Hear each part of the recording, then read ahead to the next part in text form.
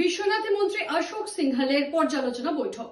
বিশ্বনাথে নবনিযুক্ত অভিভাবক মন্ত্রীর পর্যালোচনা বৈঠক। বিশ্বনাথ জেলায় রাজ্যের ভিতরে উন্নত ফল প্রদর্শন করা সুনিশ্চিত করাই প্রধান লক্ষ্য বললেন মন্ত্রী অশোক সিংহাল।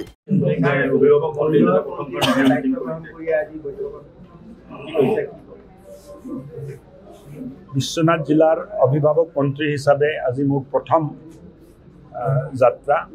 মনটো খুব ভাল লাগিছে যে বিশ্বনাথ জিলাৰ দায়িত্ব মই পাইছোঁ। এসময়ত মোৰ জিলা শোণিতপুৰৰে অংগ আছিলে বিশ্বনাথ জিলা। শোণিতপুৰ জিলা বিভক্ত হৈ বিশ্বনাথ জিলাৰ নিৰ্মাণ হ'ল আৰু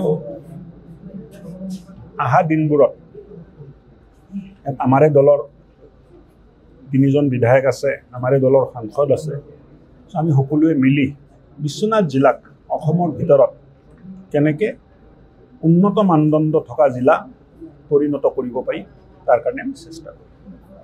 দেখিবলৈ পোৱা গৈছে যে বিশ্বনাথৰ বহুত বিভাগ, কিছুমান বিভাগত মানে কাম কৰা অনীহা প্ৰকাশ পাইছে। এই ক্ষেত্ৰত আপুনি কি পদক্ষেপ লয়? 3 মাহ দিয়ক, 3 মাহ পিছতে প্ৰশ্নটো কৰিব। আজিতো আহিছোৱে। বিশেষকৈ চাৰ্কল অফিচত বহুত কাম নহয় আচলতে।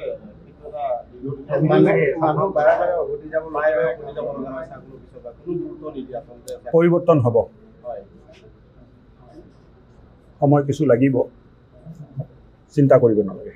যে কোনো খবৰেৰ জন্য যোগাযোগ কৰুন 7099017330 এবং 7099017110 নম্বৰে।